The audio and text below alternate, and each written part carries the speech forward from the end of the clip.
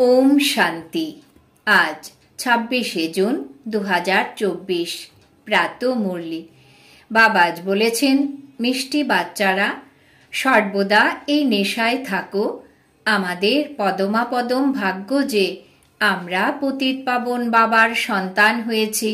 ওনার থেকে আমরা অসীম জগতের উত্তরাধিকার প্রাপ্ত করি। আজকের মুরলির প্রশ্ন, বাচ্চারা, তোমাদের কোনো ধর্মের প্রতি ঘৃণা বা বিদ্বেষ হতে পারে না কেন? উত্তর, কারণ তোমরা যে বীজ আর বৃক্ষকে জানো। তোমাদের জানা আছে এটি হলো মনুষ্য সৃষ্টিরূপী অসীম জগতের বৃক্ষ। এতে প্রত্যেকের নিজের নিজের পার্ট রয়েছে। নাটকে কখনোই অ্যাক্টররা একে অপরকে ঘৃণা করে না। তোমরা জানো যে আমরা এই নাটকে হিরো হিরোইনের পার্ট করেছি। আমরা যে সুখ দেখি সেটা আর কেউ দেখতে পারে না। তোমাদের অসীম খুশি থাকে যে সমগ্র বিশ্বে রাজত্ব করার মতো আমরাই আছি। ওম শান্তি। ওম শান্তি বলা মাত্রই বাচ্চাদের যা কিছু নলেজ প্রাপ্ত হয়েছে সেটা সম্পূর্ণভাবে বুদ্ধিতে এসে যায়। কোন নলেজ বাবার বুদ্ধিতেও আছে? এটি হলো মনুষ্য সৃষ্টিরূপী বৃক্ষ, যাকে কল্পবৃক্ষ বলা হয়। তার উৎপত্তি, পালন, আবার বিনাশ কিভাবে হয় সমস্ত বুদ্ধিতে আসা যায়। যেমন সেই বৃক্ষ হলো জড়, এটি হলো চৈতন্য বৃক্ষ, বীজও চৈতন্য, তার মহিমাও সুখ্যাত।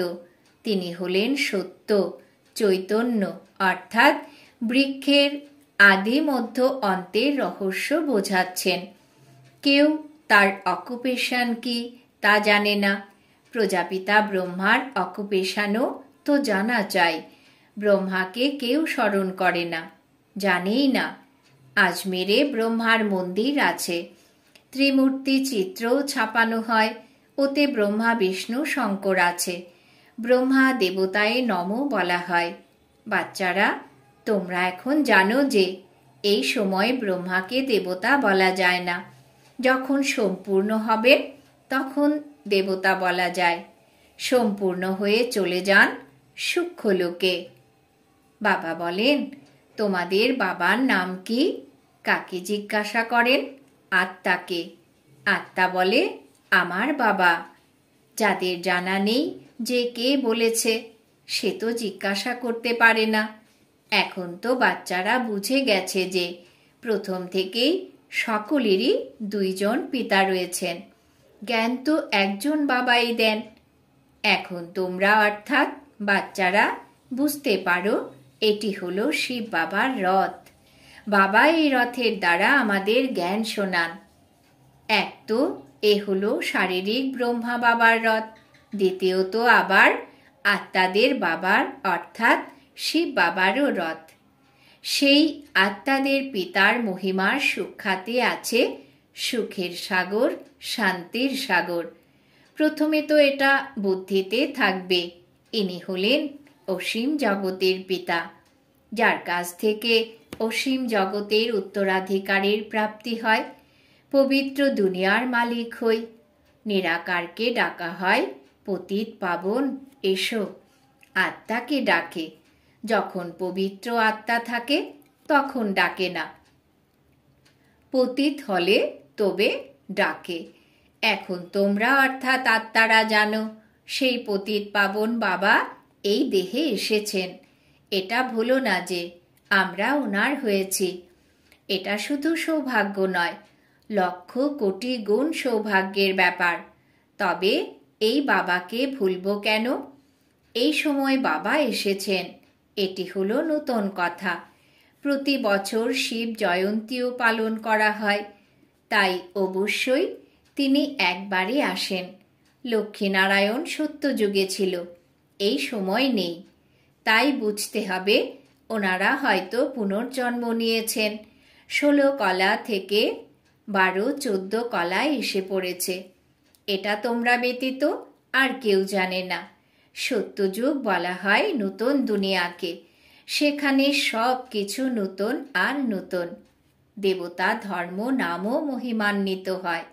সেই দেবতারাই এখন বাম মার্গে বা বিপথে যায়, তো আবার তাদের নূতনও বলার নয়। আর দেবতাও বলা যায় না। কেউ এরকম বলবে না যে আমি তাদের রাজবংশোদ্ভূত। যদি নিজেকে সেই রাজবংশোদ্ভূতই মনে করো, তো তাদের মহিমা আর নিজের নিন্দা কেন করো? যখন মহিমা করো, তো অবশ্যই তাদের পবিত্র আর নিজেকে অপবিত্র, পতিত মনে করো। পতিত থেকে পবিত্র থেকে পতিত হয়, পুনর্জন্ম নেয়। প্রথম দিকে যারা পবিত্র ছিল তারাই আবার পতিত হয়েছে। তোমরা স্কুলে পড়ো, সেখানে নম্বর অনুযায়ী ফার্স্ট, সেকেন্ড, থার্ড ক্লাস তো হয়েই থাকে। এখন বাচ্চারা বুঝতে পারে বাবা আমাদের পড়ান, সেই কারণেই না তিনি আসেন। তা না হলে এখানে আসার দরকার কি? এখানে কোনো গুরু, মহাত্মা, মহাপুরুষ ইত্যাদি কিছুই নেই। এখানে তো সাধারণ মনুষ্য দেহ, তাও অনেক পুরনো বা বৃদ্ধ। অনেক জন্মের শেষে আমি প্রবেশ করি। এনার অর্থাৎ এই ব্রহ্মা বাবার তো আর কোনোই মহিমা নেই, শুধুমাত্র ওনার মধ্যে প্রবেশ করি, তখন এনার নাম মহিমান্বিত হয়। তা না হলে প্রজাপিতা ব্রহ্মা কোথা থেকে এলো? মানুষ তো অবশ্যই হতবাক হয়। বাবা তোমাদের বুঝিয়েছেন, তবে তোমরা আর সকলকে বোঝাতে পারো। ব্রহ্মার পিতাকে, ব্রহ্মা, বিষ্ণু, শঙ্কর ওনাদের রচয়িতা হলেন এই শিব বাবা। তাই তো তোমাদের বুদ্ধি ঊর্ধ্বগামী হয়।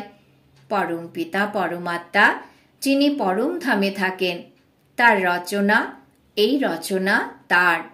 ব্রহ্মা, বিষ্ণু, শঙ্করের অকুপেশন আলাদা।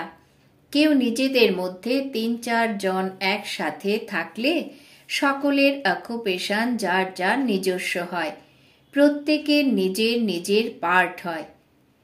এ তো কোটি আত্মারা আছে, একজনের পার্ট দ্বিতীয় জনের সাথে মেলে না। এই ওয়ান্ডারফুল ব্যাপার বুঝতে পারা গেছে। কত বেশি সংখ্যক মানুষ আছে।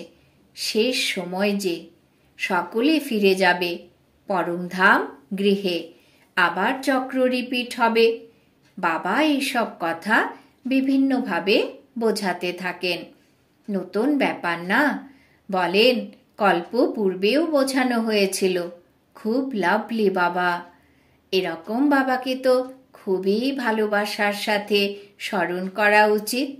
তোমরাও যে বাবার লাভলি বাচ্চারা, বাবাকে স্মরণ করে চলেছ। প্রথমে সবাই একজনকেই পুজো করতে, ভেদাভেদের ব্যাপার ছিল না। এখন তো কত ভেদাভেদ। এখানে রামের ভক্ত, এখানে কৃষ্ণের ভক্ত। রামের ভক্ত ধূপ জ্বালালে কৃষ্ণ ভক্তরা নাক বন্ধ করে রাখে। এরকম কিছু কথা শাস্ত্রে আছে। ওরা বলে আমাদের ভগবান বড়, তো অন্যরা বলে আমাদের বড়। দুইজন ভগবান মনে করে নেয়, তাই ভুল হওয়ার কারণে সকলের আনরাইটিয়ার্স কাজই হয়। বাবা বোঝান, বাচ্চারা, ভক্তি হলো ভক্তি, জ্ঞান হলো জ্ঞান। জ্ঞানের সাগর হলেন এক বাবা। এছাড়া তারা সকলেই হলো ভক্তির সাগর।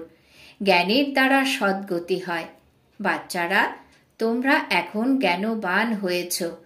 বাবা তোমাদেরকে নিজের আর সমগ্র চক্রেরও পরিচয় দিয়েছেন, যা আর কেউ দিতে পারে না। সেই জন্য বাবা বলেন, তোমরা বাচ্চারা হলে সদর্শন চক্রধারী। পরমপিতা পরমাত্মা তো একই। এছাড়া সকলেই হলো বাচ্চা আর বাচ্চা। আর কেউ নিজেকে পরমপিতা বলতে পারে না। যারা ভালো বিচক্ষণ মানুষ বুঝতে পারে এটা কত বড় ড্রামা। এখানে সব অ্যাক্টার্স অবিনাশী ভূমিকা পালন করে। ওটা তো ছোট বিনাশী নাটক। এটা হলো অনাদি অবিনাশী, কখনো বন্ধ হওয়ার নয়। এত ছোট আত্মা এত বড় পার্ট পেয়েছে, শরীর ধারণ করার আর ত্যাগ করার আর পার্ট প্লে করার। এই কথা কোনো শাস্ত্রে নেই। যদি এটি কোনো গুরু শুনিয়ে থাকে তবে তার আরও ফলোয়ার্স থাকবে। শুধুমাত্র একজন ফলোয়ার কোনো কাজের নয়। ফলোয়ার তো সে যে সম্পূর্ণ ফলো করবে। এনার ড্রেস ইত্যাদির সেসব ব্যাপার তো নেই। তাহলে শিষ্য কি করে বলবে? এখানে তো বাবা বসে পড়ান, বাবাকেই ফলো করতে হয়। যেরকম বরযাত্রী হয় না, সে বাবারও বরযাত্রী বলা হয়। বাবা বলেন, এ হলো আমার বরযাত্রী। তোমরা সকলে হলে উপাসক মণ্ডলী, আমি হলাম ভগবান। তোমরা সকলে হলে সজনী, বাবা তোমাদেরকে শৃঙ্গার করিয়ে নিয়ে যেতে এসেছেন। কত খুশি হওয়া উচিত। এখন তোমরা সৃষ্টির আদি মধ্য অন্তকে জানো। তোমরা বাবাকে স্মরণ করতে করতে পবিত্র হয়ে যাও বলে পবিত্র রাজ্য প্রাপ্ত করো। বাবা বোঝান, আমি শেষ সময়ে আসি। আমাকে যে আহ্বানে করে পবিত্র দুনিয়ার স্থাপনা আর পতিত দুনিয়ার বিনাশ করাতে এসো। সেই জন্য মহাকালও বলা হয়। মহাকালেরও মন্দির হয়। মৃত্যুর মন্দির তো দেখেছ।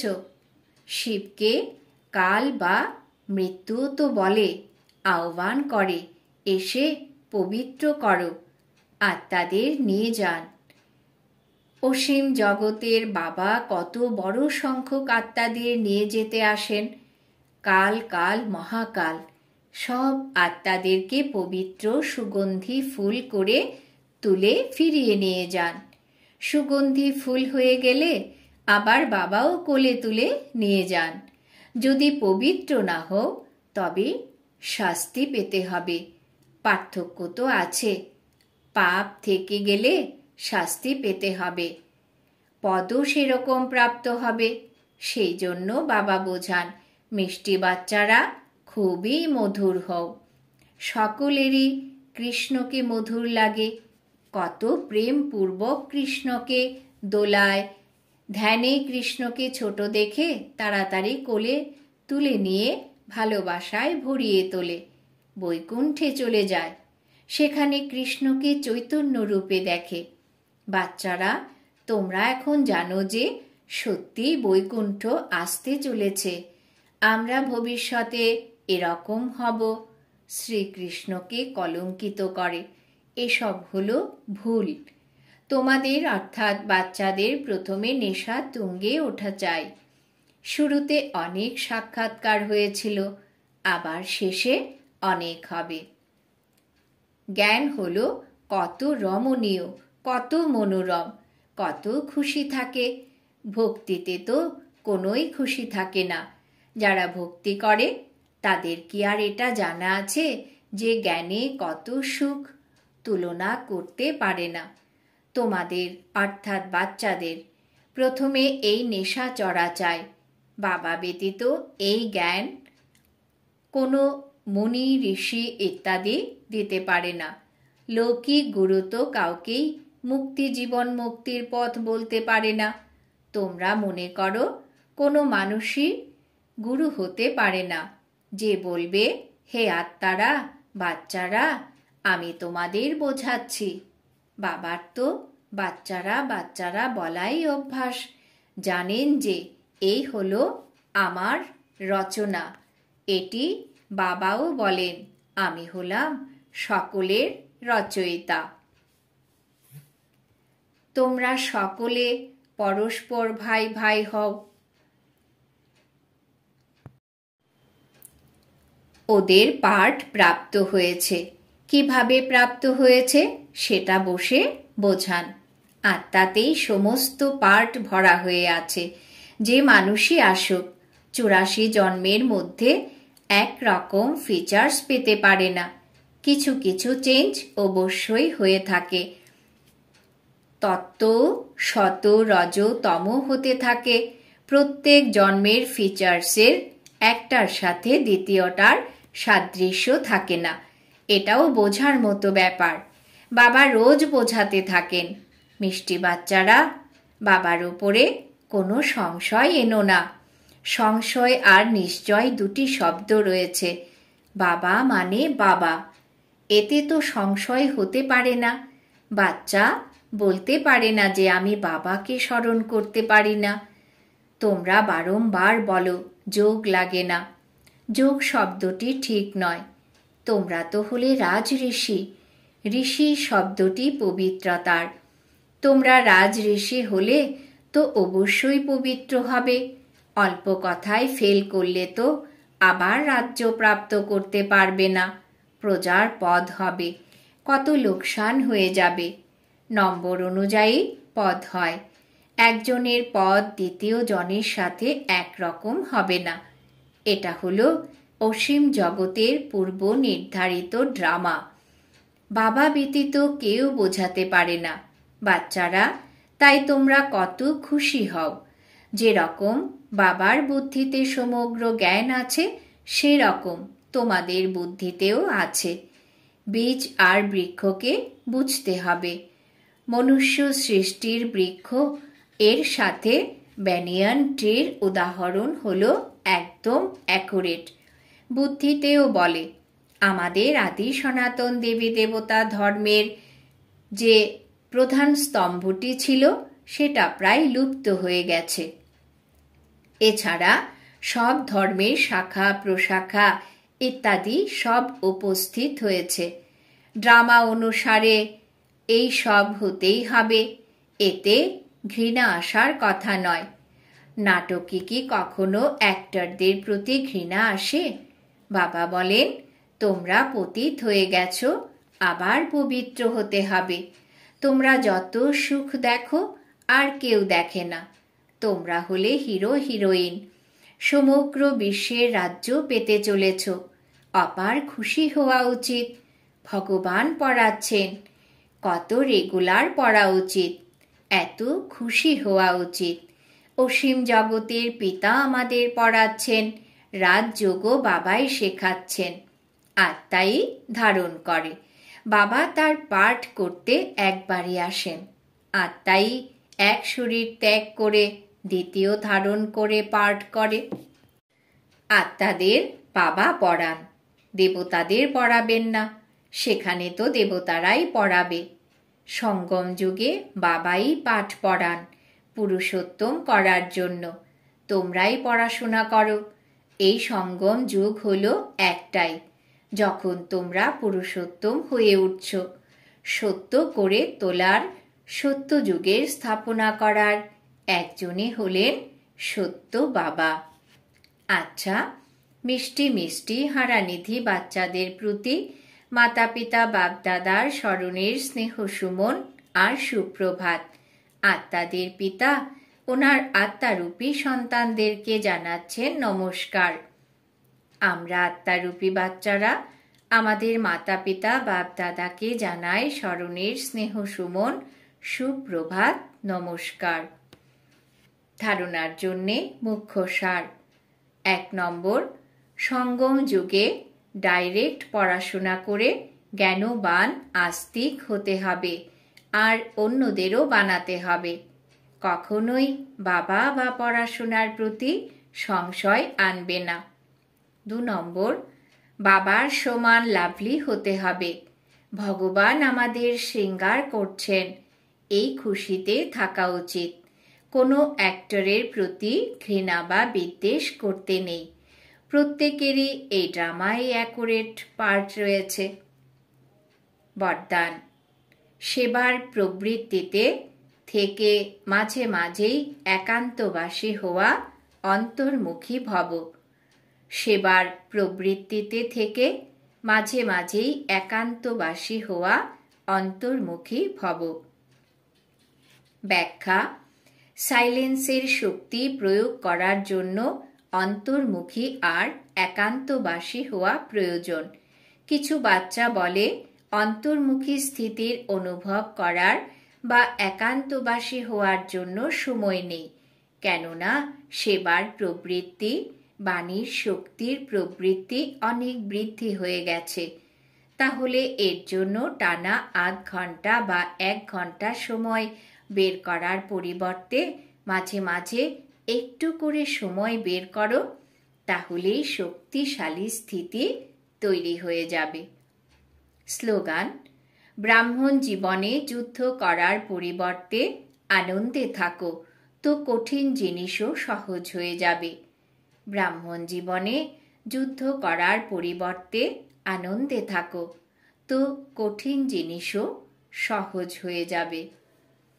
আজকের সমান: আমি অন্তর্মুখী আত্মা। ওম শান্তি।